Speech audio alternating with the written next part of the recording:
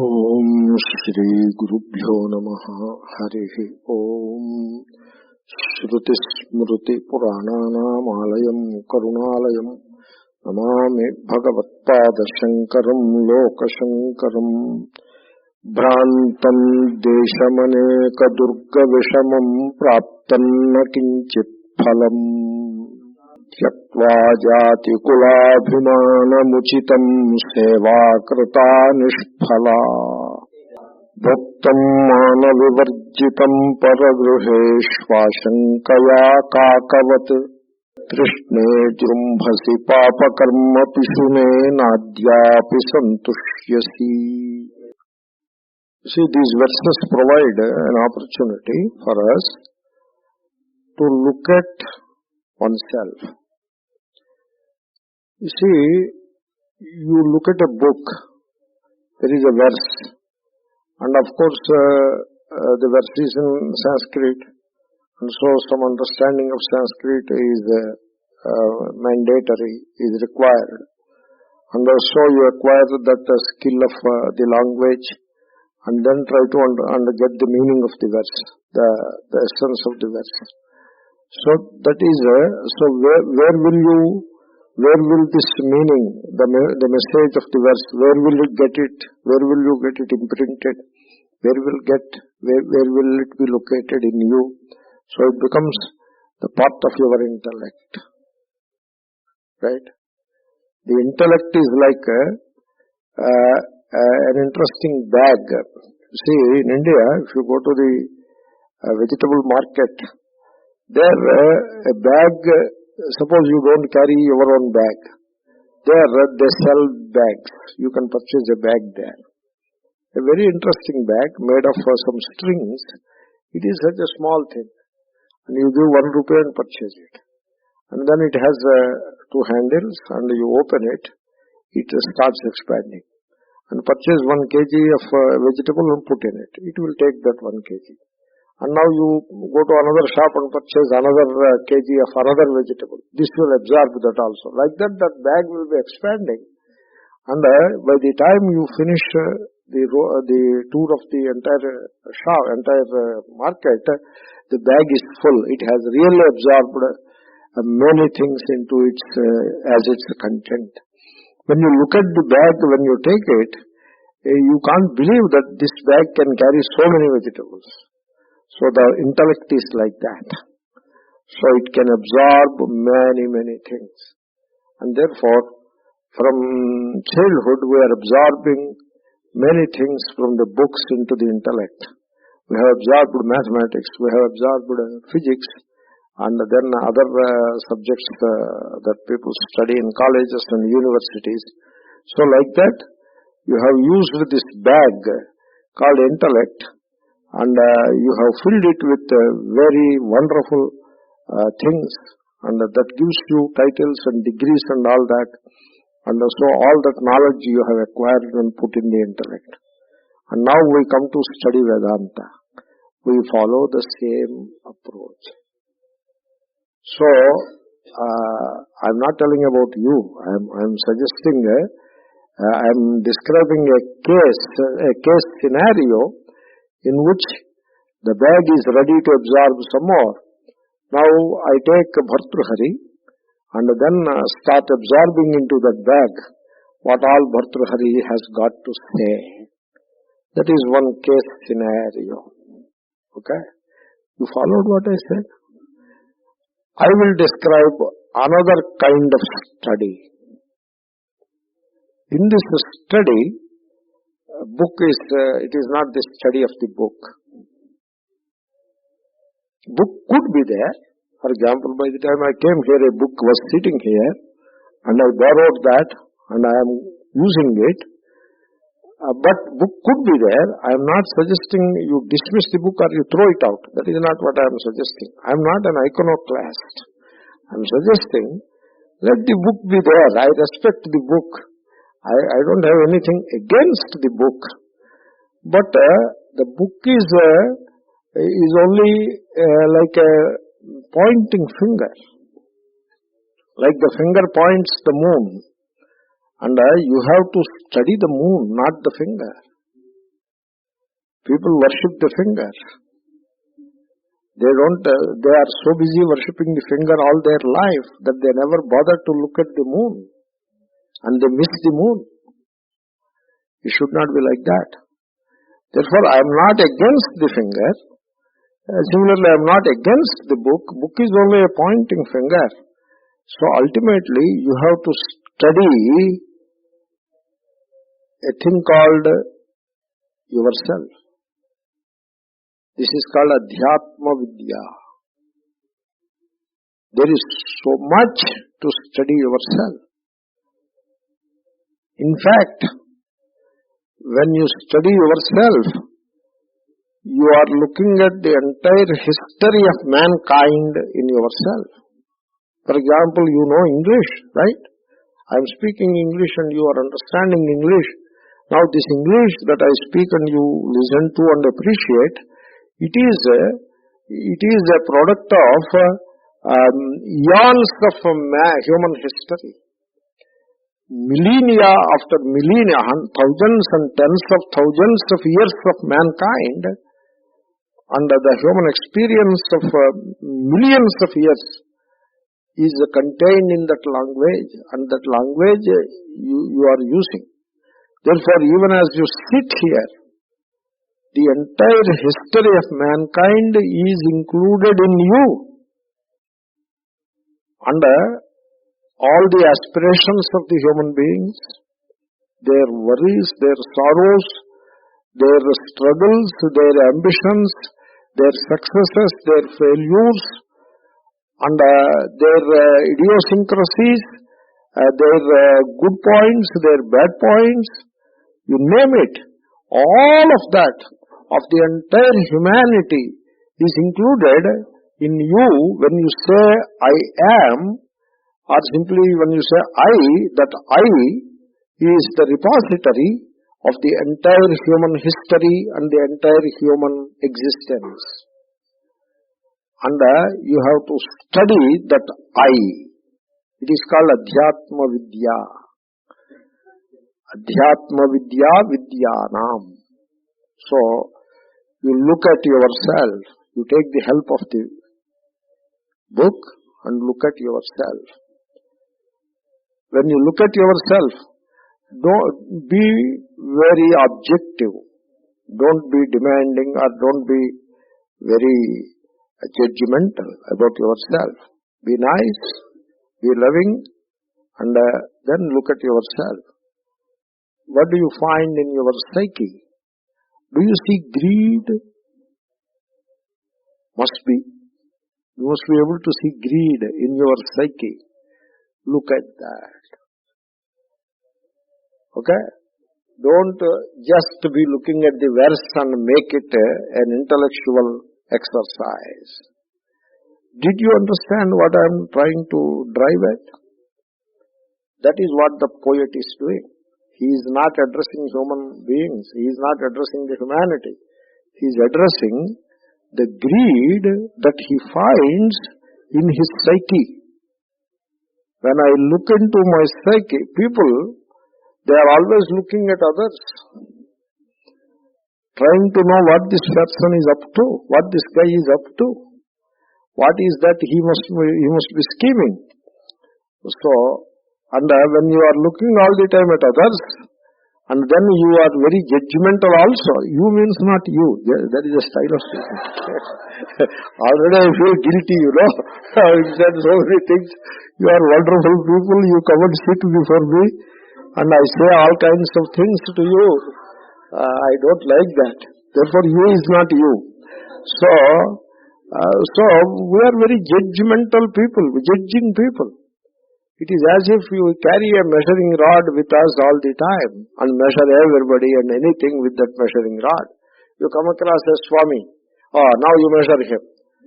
Did he do a course or not? How much Sanskrit he knows? So like that you go on measuring. So everybody. So you drop all these measuring rods.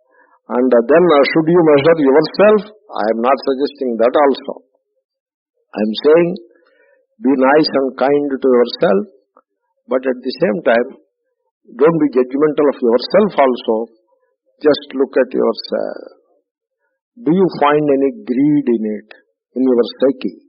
Yourself, that is yourself, So, when you are looking at yourself, you are looking at the body, the organs of action, the sense organs, the mind, the intellect, the ego, and the light behind all this. The entire assembly, the entire gamut called I, you are looking at it. And then you are cautiously, carefully looking at it. I am looking at my psyche and I find there is some greed in it. That's why when that person is talking some silly things, I was nodding my head further and further and further because I am waiting for him to open his purse and give me something. That's why I was nodding my head to what all silly things he was saying. Otherwise, suppose I don't care, then I say, have a good day, sir, and I would have walked away 10 minutes back. But I did not do that. I am still listening to him because I have a small job. I am waiting for him to finish his piece. Then I am going to request to him, sir, will you make a phone call and make a recommendation to me in Delhi? I am waiting for that opportunity. Therefore, I am listening to all the silly things that he is describing, knowing full well that he is talking nonsense. But still I am nodding my head, occasionally smiling and appreciating and validating what he said. All this nonsense I am doing myself because I want something from him. Oh, there is greed in my heart. And that greed made me do all kinds of silly things. Like what? It made me travel to all kinds of places.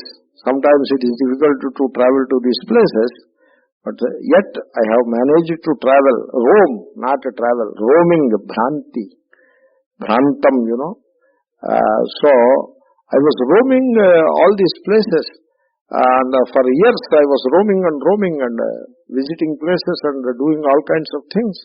Then I look into my heart and ask the question, why was I doing all these things? I cannot deceive. You never try to cheat yourself. For God's sake, don't, what you practice with others, don't practice it with yourself. So stop practicing with others also and stop practicing with yourself. Don't ever try to cheat yourself. The self-deception will not be helpful. It will make you suffer. So be honest with yourself. So I have done all the, you can easily justify yourself. I can justify myself.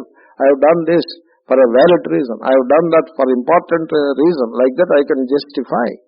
And nobody will question me except myself. I have to question myself. So I am asking all these questions. I am asking this question. So I have done a big ritual. What could be the motive behind that ritual? Is it all love for God? I look into my heart. No, it is not so much love for God. Then what is it that made me perform such an elaborate ritual? Greed. Oh my God. So this greed is there in my heart. And I am looking at it. Can you do that? I am asking you, can you do that? And one more question. Should you do that or not? You should. That is the study. Now you are not studying a printed book anymore. You are studying the book of life. So Trishne, O greed. So now the poet saw the greed in his heart. And then he is addressing the greed. O greed, you made me run from pillar to the post all these years. And I visited such places which are very tough to go, yet I have visited with the fond hope of gaining something, all because of your motivation, O greed. Ultimately, what I got is nothing. Very wonderful statement he made. Then, you see, suppose you do service to another person. Seva krata. The service, the person must be a deserving person. Seva means service. Service means not the kind of service that you find a hungry man, give food to him. That is not what is being taught here. That is not what is being talked about. Here seva is, you do all kinds of jobs for a guy, which he should have done himself, but you are doing all those things for him. In fact, he is an ignoramus. He doesn't know much. Whereas you are a very scholarly person, but still you go and do service to him. You go and serve under him. Why? And he is not any great person. He is some silly guy. It is a fortuitous circumstances put him in that position. And therefore, you go and serve under his guidance. What guidance can he give? He doesn't know anything. But still, you go and serve under his guidance. Why? Why should you do that? Because of greed. You see, I knew a gentleman. He wanted to perform Pitru Shraddham. That comes once in a year, Pitru Shraddha. The ritual for the mains. Mains are ancestors, what they say. A ritual, yearly once. Something akin to Father's Day.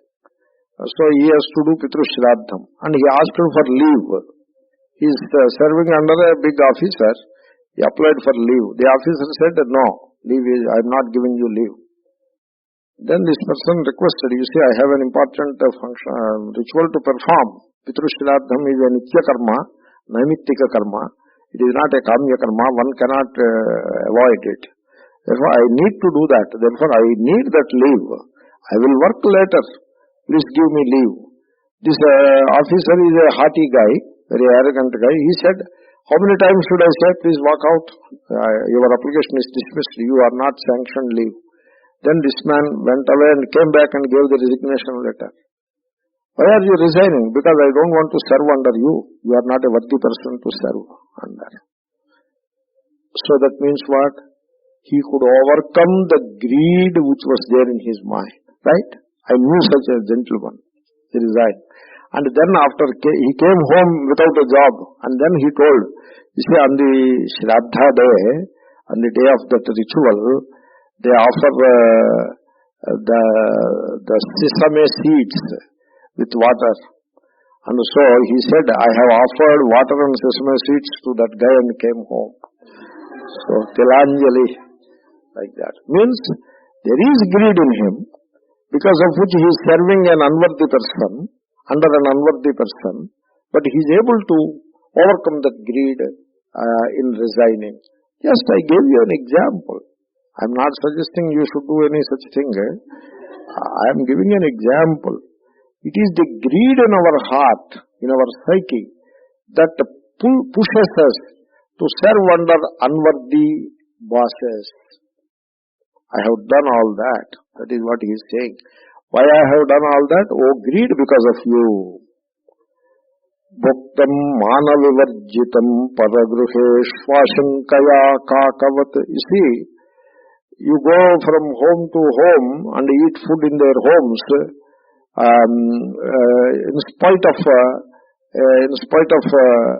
a doubt in the mind. Whether am I welcome in this home? I am not sure. But still, I go there, not knowing fully well whether I am welcome in that home or not. I go there and then go at the right time when food is being served. Even when they don't say, hello sir, please come and join for the food, etc. Nothing comes from them like that. In spite of that, I killed my self-respect. I put my self-respect aside. And I was greedy of some tasty food. And therefore, I have killed my self-respect. And I entered into homes where I am not welcome. And ate all that food like a crow. This crow, you must have seen the crows in India. They are full of these crows. And this crow is a very suspicious bird it is.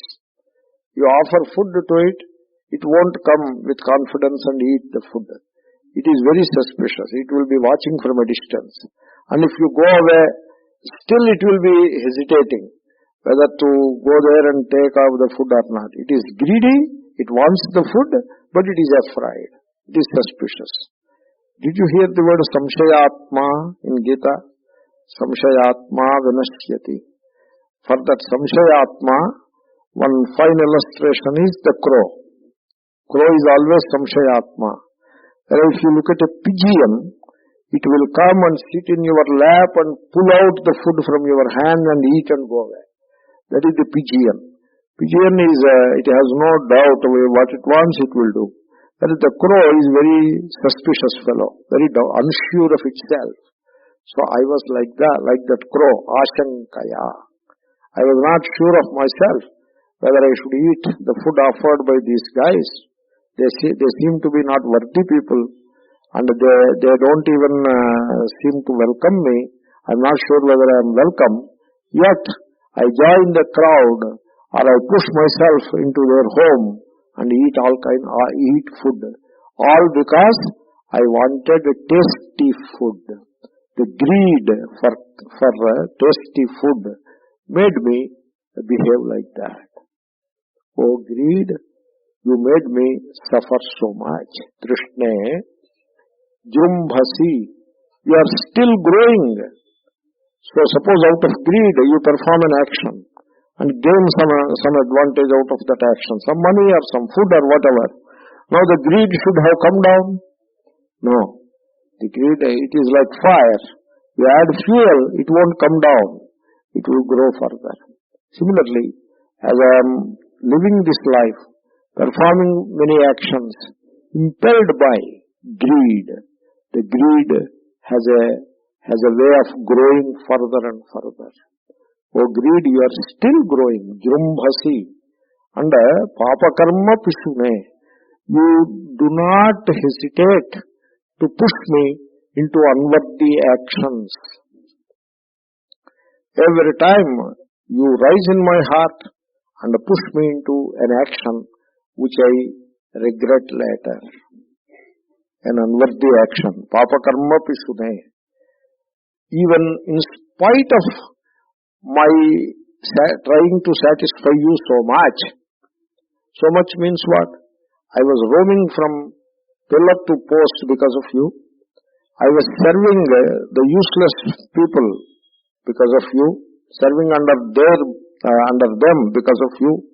I was eating food even in homes where I am not welcome, like a crow, all because of you. You made me perform so many wrong actions, yet you are not satisfied, yet you are still growing. You don't want to give me up. You don't want to give any freedom to me. Oh greed, you are the most diabolical thing in my heart. Like that he is addressing the greed. You see, this greed is there in us. How it came?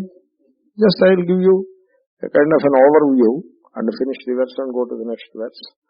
So how it came into our hearts in the children are not as children, we were neither greedy nor generous. We were what we were. But slowly we have learned the greed. We have learned to be greedy. In fact, we are trained to be greedy. The family, it is called moral. The family moral. The family imparts certain morals to the children. And one of those morals is be greedy. Parents impart greed to the children. The parents tell the children, universal, this is a very common thing. The parents tell, you see, you should get more marks than our neighbor's child.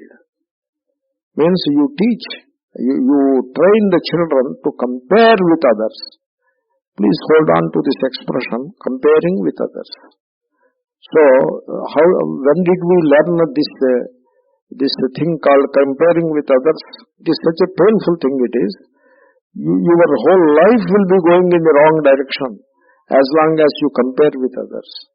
As long as you compare yourself with others, you will be never able to appreciate what you are.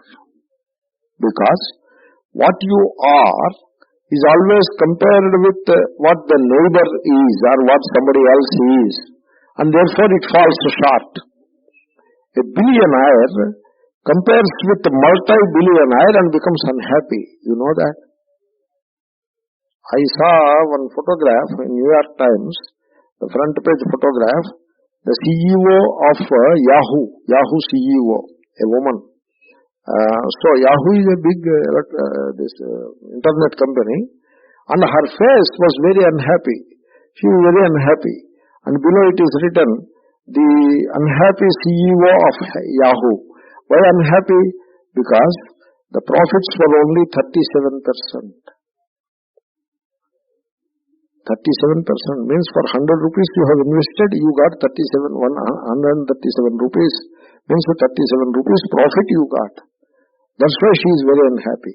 She must have been happy, you know. Why she is so unhappy? Because Google got 54. That's why. That is the caption underneath the photo. In New York Times front page. I was amazed. And I cut this paper and showed to some of these my friends. I befriend everybody. Everybody is my friend. And all these computer specialists, I showed why she should be unhappy for gaining 37 rupees, or she should be celebrating gaining 37 rupees. She would have celebrated even 5 rupees gain, provided Google gain was less than their gain. Always comparing. And where from we got this comparison? From parents we got it. Don't allow your fixations to come in the way. Let me discuss openly, right? Don't allow some fixations and some notions about it, right? Can we be open or not? So be free, and be open. So parents teach. The mother prepares the lunch packet for the child and tells, don't give to others, you eat all yourself. And it gives 2 chocolates and says, mother gives one in the morning session, one in the evening session. Don't give to anybody. So we were taught to be greedy. And the culture, in the social culture, teaches us to be greedy. And then the religion makes us greedy. Like the sankalpa, when you do puja, you do sankalpa. You hear to that sankalpa, you can understand how greedy the guy is. He is doing a puja with some flowers and some leaves, which are available freely. Pluck from a tree, you don't need to invest any energy or money or anything to pull them, and then you are going to do some puja, 108 names puja, etc. And now the puja you are doing a great favor to God, and now, but before starting the first offer of first flower, even before you offer the very first flower, you put a list before God. And what is the list? Be open-minded, okay? If you have a problem with that, tell me, I will change the tack. Yeah, what can I do? So you put a list. The list is Ayurarogya Aishwarya Abhivruddhyartham. You want 4 things for 1 flower. And then Pasuputra Phalavaptyartham. And then Putranam Putrikanam cha Udyogavaptyartham. And then Putrasya Visa Praptyartham. And then I am unable to pick out all those things. Sahakutumbasya, not only myself, all the family members. Is there over? Can we say Pujam Karishye? No, wait. Some more things you pull out. So people are very greedy. So the religion teaches us to be greedy. And no surprise, we end up as greedy people. Can you look at yourself, or can you go into a consciousness? You are a conscious being, you know. That's why I am asking you a question. Can you grow into a consciousness in which you do not compare with others? Like I teach some classes, I don't compare how many students I am getting, how many students he is getting. I don't compare. Because in India, we are in India, that's why I say that, you put some orchestra this side and that side, to a violin and a tabla kind of harmony, etc. Two people this side, that side, you sit on a gaddi, very high pedestal, and say some silly things. Satyam Brahma, God is truth. And then wait, then ki, harmony, tabla, all those things will go on. Wait for 5 minutes. And then God is He will give you everything. He gives everything to you. I am not sure. Should we deserve or not? So tell all silly things, sometimes even bluff also, and the harmony, tabla, etc. will be going on, and 10,000 students, 10,000 people will be listening. 10,000. Pandal is, you cannot, Pandal is not enough. Whereas I teach, you show some sympathy to me. I teach some good text with all my heart in it, and I have half a dozen guys looking this side, that side. So I have to commit suicide, I tell you. But fortunately, I do not compare myself with others. No comparison. I do not compare myself with others. You try this. When you do not compare yourself with others, your greed will be gone. You will not be greedy anymore. And you have to examine this greed in your heart. If it is there, you have to pinpoint. Yeah, this is the greed I have. You do that. You study yourself. What is going on in the consciousness, the content of consciousness? Is there greed in it? You study it. You examine it. So what happens? You know what happens? It will be gone. You will be surprised to look at yourself, and lo behold, I am not greedy anymore. My hands are like this, never like this, always open. And something comes into this hand from somewhere, and somebody else takes it from here. And my hands are always open. I find myself not greedy at all. And I am walking, and the goddess Lakshmi is following me. Occasionally when I look behind, I see goddess Lakshmi following me. Oh my God. I do namaskar and I go my way. You see, Mahatma told me, goddess Lakshmi is standing there and the devotee is standing here. He looks at goddess Lakshmi, does namaskar, and takes a step forward. Goddess Lakshmi will take one step backward. And he takes two. Goddess Lakshmi means goddess of wealth. We have all kinds of goddesses, gods and goddesses, And therefore, I take 2 more steps forward. Lakshmi, attractive, wealth. She takes 2 more steps forward, backward. Oh, this is not comfortable at all. Then I do namaskar, turn back, 180 degrees, and go my way. I find that she is following me. It is like that. Become free. Don't entertain greed in your heart. The secret of greed, I told you, it is easy to give a moral lecture. You should not have greed. That is one way of teaching. You should not have greed. And then I go and act in a way that I am greedy. You see, teaching, it comes easy to say. It is difficult to practice. So not like that. Therefore, that's why I told you the secret of greed, the origin of greed. I don't have anything against your family or your culture or your religion. Some of the elements are wonderful, you keep them, but some of the elements are not so good. What is called social morality is not always very proper. So society wants you to be ambitious. It wants you to be greedy. And the society defines a thing called success. Success means you should make a lot of money, and at least 2-3 times more than the salary that you get. Means from where it will come. So you take bribes, and therefore the society is a corrupt society, and our Prime Minister, beloved Prime Minister, is trying to change the situation. So, the society is greedy because the social ethos was accommodating greed as part of part of life, and the religion doesn't help either.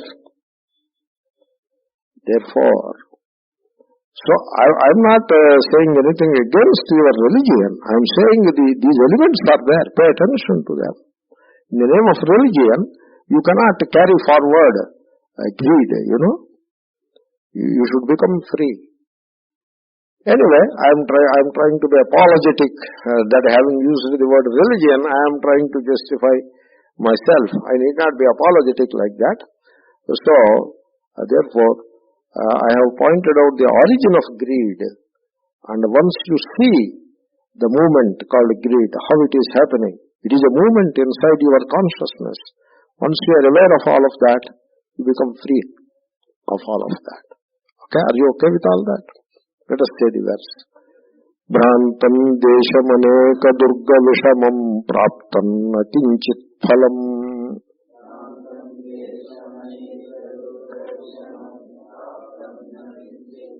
Tyaktva jati kulabhimanamuchitam seva krata nishphala.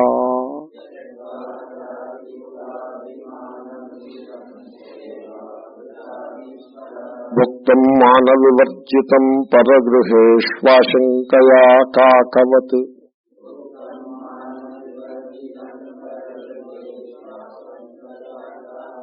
Trishne jrumbhasi papakarma pisune nadyapi santushyasi.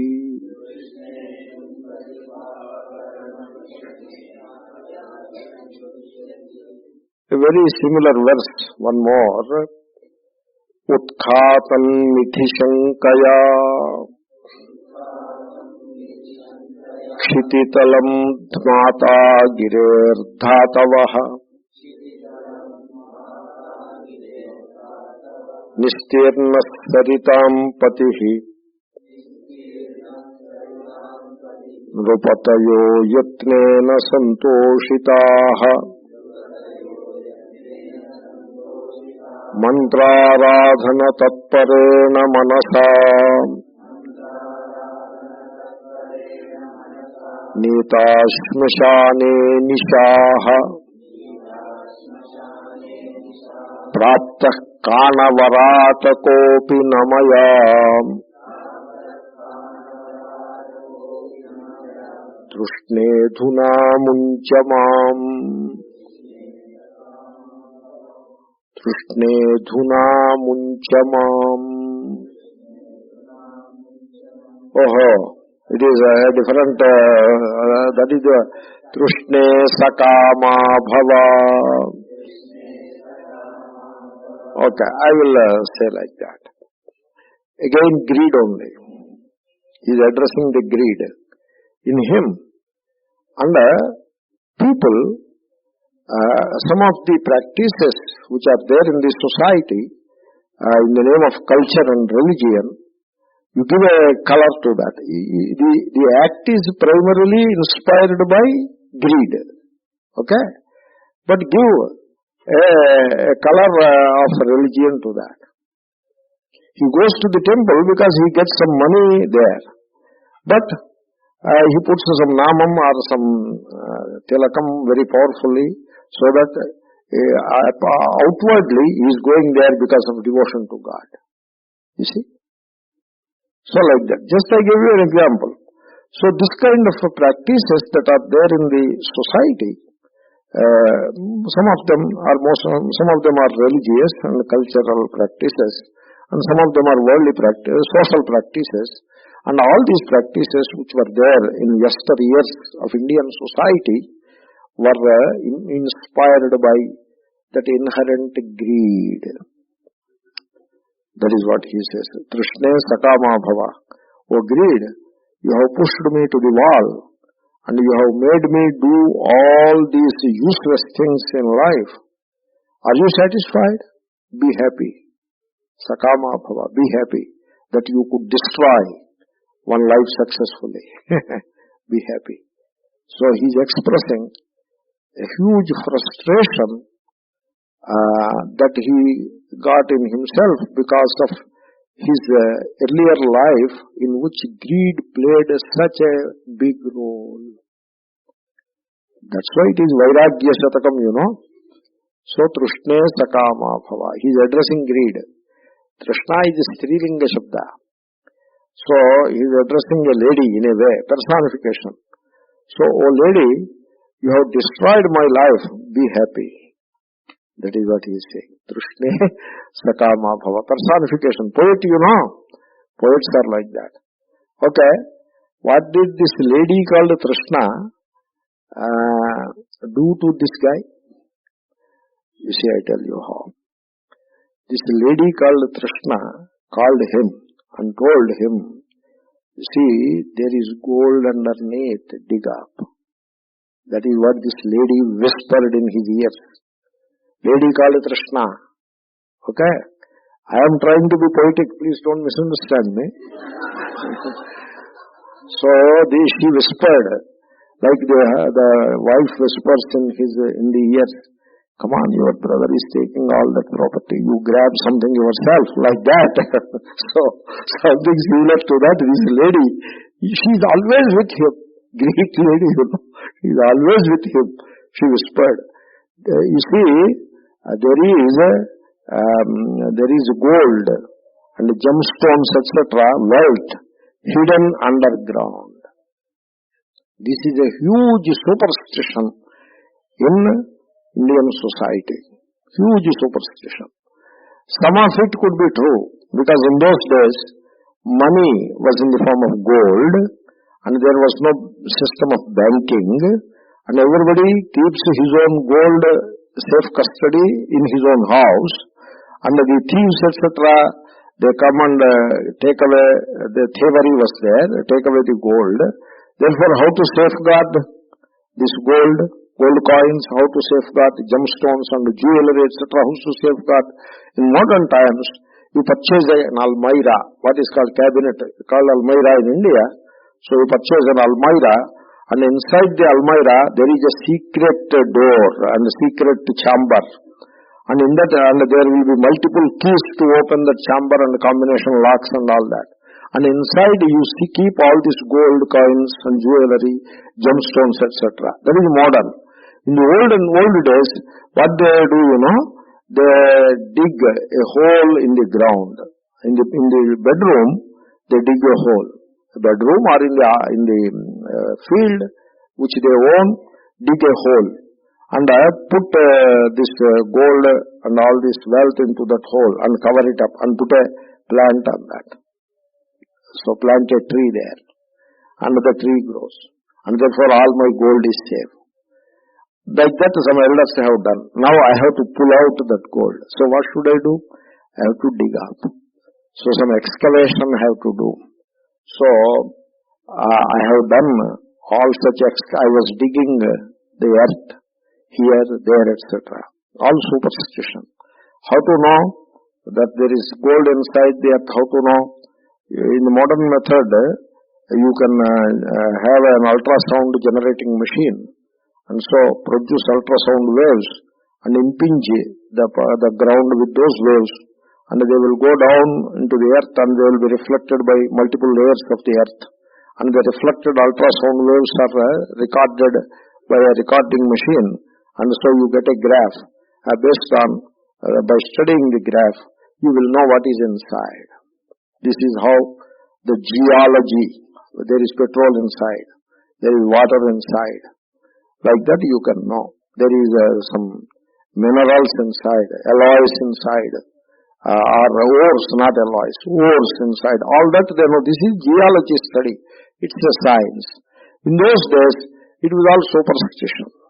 Why in those days, even today, there is superstition. This superstition goes on all the time in Indian society in the name of religion. So he will tell you where is water. He is called water diviner. So he comes with one pendulum-like thing with, and he will come. And he will be, suppose you show him 1 acre land. He has to tell you where is water. So he will roam in that acre land and he will be doing this. And finally, Apparently it shows some variation in the swinging, and therefore he says, water must be here. Like that he will tell. It is obvious, he is bluffing obviously. All water diviners are bluff masters. There is no second opinion about it. We are in 21st century. You don't need a water diviner. How will you know water is inside? You use an ultraviolet ultrasound machine and you will know water is inside. Because water reflected ultrasound waves will have a different character compared with soil reflected ultrasound or rock reflected ultrasound waves. Rocks reflect in one way, water reflects in another way, petrol reflects in a different way, like that. So that kind of a method they have to use. But these water diviners, these bluff masters, they practice this as a trade, and people fall for all that. Because people are superstitious. And then do some puja there. Why puja? You should know correctly that water is there or not, and if it is there, you bring it out and do good thing. That is puja enough, that is the correct puja. Instead of that, go by superstition, and to buttress the superstition, do pujas. So this kind of, it is quasi-religio-social superstitious effort. Got it? And all this is caused by greed. The lady greed whispered, and I have dug up multiple holes, not one or two, but did not get anything. That is the first sentence. Nidhi Shankaya, with the hope, Shanka means doubt, maybe there is wealth underneath, some treasure underneath. With that, Kshititalam Utkhatam, I have dug up the surface of the earth here and there, but did not get anything. Okay? Because that is the greed people have. And then, you see, for 1,000 years, one superstition went on and on and on. This superstition was there. Of course, in Indian society, it was always there, and it was there in Europe. Please don't mind my saying these things. I have a doubt whether you have listened to this kind of approach. I am very open-minded guy, and you need not pursue lies and superstitions in the name of patriotism and all that. That is not religion. That is pseudo-religion, pseudo-culture. That is not Vedanta. Therefore, you should be able to call the false as false. You should, as students of Vedanta, you should have courage to say the spade, to call the false the false. I am digressing. You all want to know the truth, right? You all want to know the truth, right? Let me tell you one thing. There is nothing like knowing the truth. Then what? Knowing the false as false alone is there. When you know the false as false, the truth will come into its own. I can see the profundity of the statement I am making. Are you able to see? So when you say the false as false, the truth will come into its own. You won't invite the truth. The truth will reveal itself. It will come into its own. The moment you call the false as false. So your job is not to know the truth. Your job is to see the false as false. And one more thing. To see the false as false, you must have courage. That's why in Gita, in Vedanta, Upanishads, etc., all the time the word dhiraha will come. Dhira, all the time. Kaschid dhiraha pratyagatmanamaikshat avrutta chakshuramrutatvam kadhopanishad. Dhira, it comes again and again. Dhira means courageous. Truth is not for cowards. Truth is not for faint-hearted people. Truth is for strong-hearted people, for courageous people. Anyway, that is a digression. Coming back to the point, this superstition was there. The superstition is, iron becomes gold. And poets have used the superstition in examples also. In one poem is there, Guru is like that particular stone which converts iron into gold. First of all, the stone that converts iron into gold is a big myth. And that you use as an illustration for the Guru. The Guru must be feeling very bad about it, I tell you, if he knows what it is. So, therefore, there is no such stone which converts iron into gold. Iron cannot be converted into gold. Iron is iron. Ishvara created iron. Ishvara created gold. Ishvara did not create this kind of a silly conversion of iron into gold and all that. Therefore, that is a superstition. And in the name of alchemy, that is the name given to it, alchemy. So this superstition went on and on and on. In Europe also it was there. And in India it was there. That is what he is talking about. So you collect these ores, girehe dhatavaha. You roam in the mountains and find some colored stones. Suppose it is pink colored stone. There is manganese metal in it. If it is ruddy stone, there must be iron in it, or cobalt. If it is yellowish, then it is gold. Golden ore is yellow in color. Like that. Therefore, all these ores you pick up. You search the mountain peaks and pick up these ores, those stones, and then melt them, hoping that gold will come out of that. All that I have done. Because the Lady Krishna whispered in my ears, come on, why do you sit at home? Get up. Go to the mountain peaks. All people are doing that. Only you are sitting at home. You collect those ore stones and bring and melt them. You will get gold. Like that the Lady Krishna whispered in my ears and did not allow me to take rest. So I roamed all around and brought all these stones and melted them and got nothing out of it. Then you sit at home, you won't get money. What you should do is, what is available plenty in the local country, you collect it and put it in a boat and cross the bay and take to the other shore. You sell it there. You will make a lot of money. Like our smugglers do this, gold smugglers at one time. In Dubai, gold was cheap. So collect a lot of gold, some 10, 20 kg of gold. Indians are crazy about gold. Mostly because of culture and religion, they are crazy about gold. A little gold every lady wears, that is understandable. Why men should wear gold at all? And why sannyasis should wear gold? Is there any logic in it? Even men, they need not put any gold in their body. Why? Lady I can understand. So, all that craze for gold is there. Our Prime Minister is requesting people, come on, give up this craze for gold and put that gold in gold bonds and create a new economy. Like that he is trying to put some sense into the society. Anyway, all that gold, in those days, gold was smuggled from Dubai to India. It was smuggling for us and it is a trade for Dubai people. I went to Dubai and talked with them. Why do you smuggle gold into India? I asked. We don't smuggle. We are not smugglers. We are traders.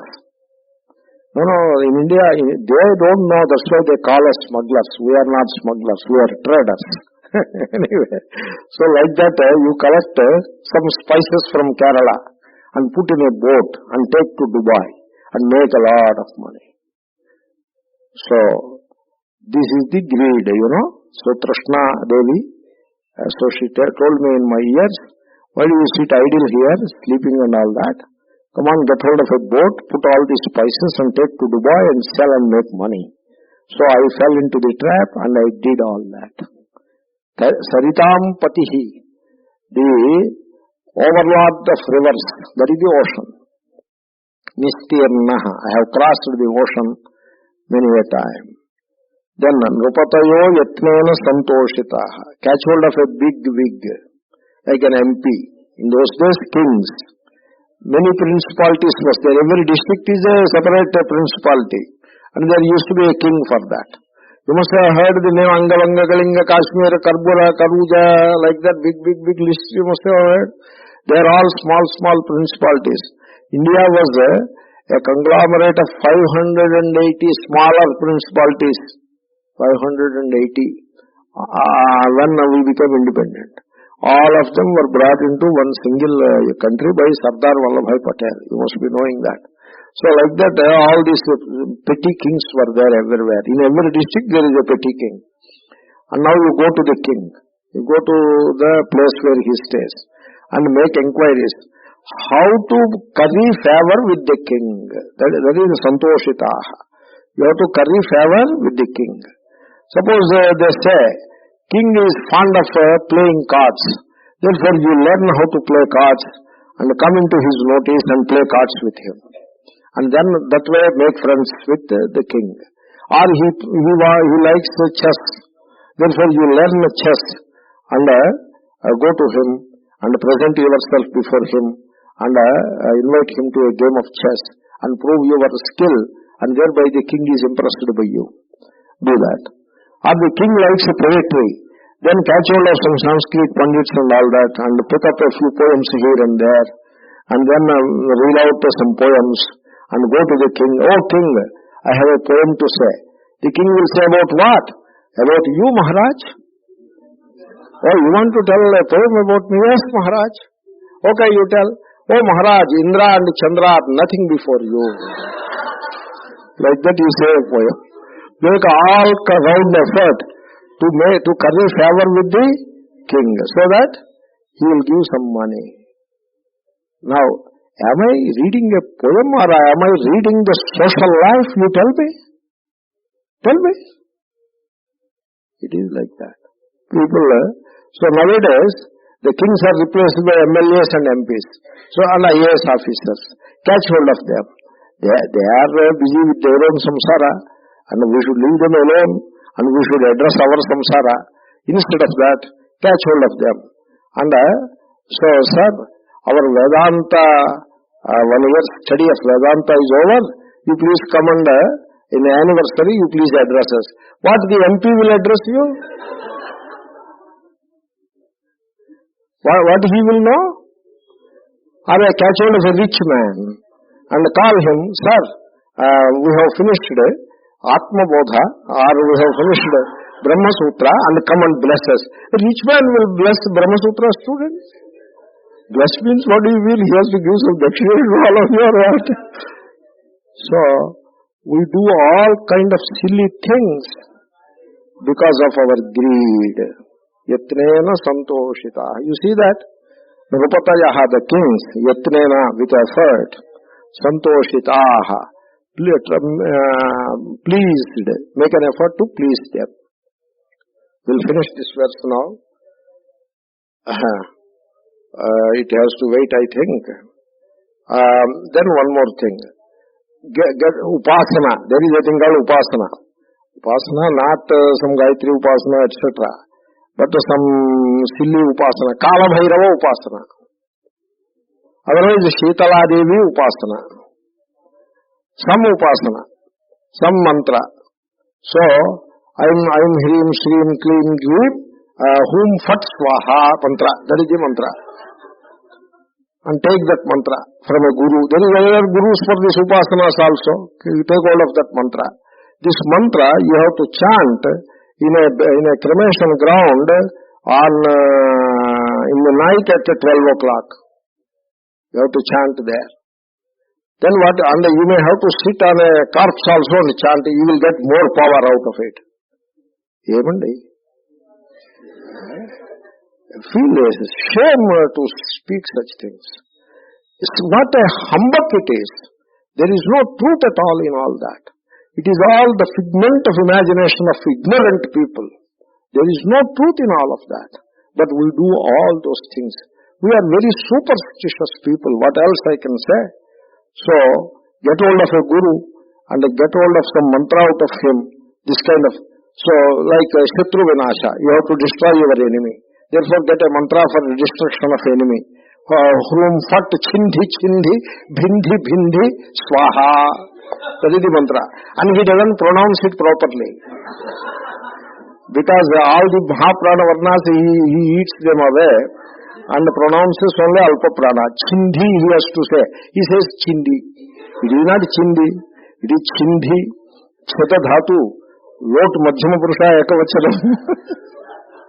So, there was... So Chidavi gets to Nakara there, Upada. And he, Dakara, and he becomes Dhi. So Chindi he should say. Panini will feel very unhappy if he hears our Sanskrit pronunciation. And so he says this mantra, goes to this Nishana, cremation ground, and sits on a corpse and go on reciting the mantra. Because then the goddess of that power, whatever power it is, appear and make me powerful so that I will make a lot of money or power in the world. Look at that word. So the mind is hooked to reciting a mantra and in the cremation ground. Not one night, many nights I have recited this silly mantra in the cremation ground. With the fond hope that I will get some power. By showing that power, some mystical power, I show it in the society and become a well-known man and make a lot of money. This is all I have done. Okay? Now you must have got a lot of wealth and other things. No. Because it is all humbug, I tell you. It is all big bluff. So, praptah kanavarata kopi namaya. By me, even one dime was not gained. You know, dime in America, dime. Here, chavanni they say. 1 quarter. Quarter of a rupee. Useless quarter of a rupee. Or, in those days, 100th part of a rupee is called kani. So even 100th part of a rupee, useless it is. You cannot get a chocolate for it. Even that I could not gain by making all these efforts. Why did I do all these efforts? Only because of you, O lady greed. Why lady? Why not male? What is this chauvinism, male chauvinism? No chauvinism. Trishna is a strilinga shabda. Therefore we make it lady. So, O lady greed, because of your prompting, I have done all these things. Are you satisfied? I am totally bankrupt now. Are you satisfied? Okay? Now you see that. Maya kanavarata kopi na praptaha. He Trishne sakama bhava. Be happy. I cannot be happy anyway. Because I am a victim of this greed. How can I be happy? Therefore at least, O greed, you be happy. Okay? Oh, we finished the verse. Let us say the verse and conclude. Utkhatam, I will say the entire line. Utkhatam nidhi shankaya kshititalam dhmata girer dhatavaha. You have to pronounce Mahaprana Varnas properly. You cannot say nidhi shankaya. It is not nidhi shankaya. It is nidhi shankaya. Okay. Nistirna svaritam patirnrupatayo yatnena santoshitaha. Mantraradhana tatparena manasa nita smashane nishaha aptah kanavarata kopi namaya trishne sakama bhava. Om purnamadah purnamitam purnat purnamudachyate purnasya purnamadaya. Shri Gurubhyo Namaha. Harihi Om Tat Sat. Shri Krishnarpanamastu.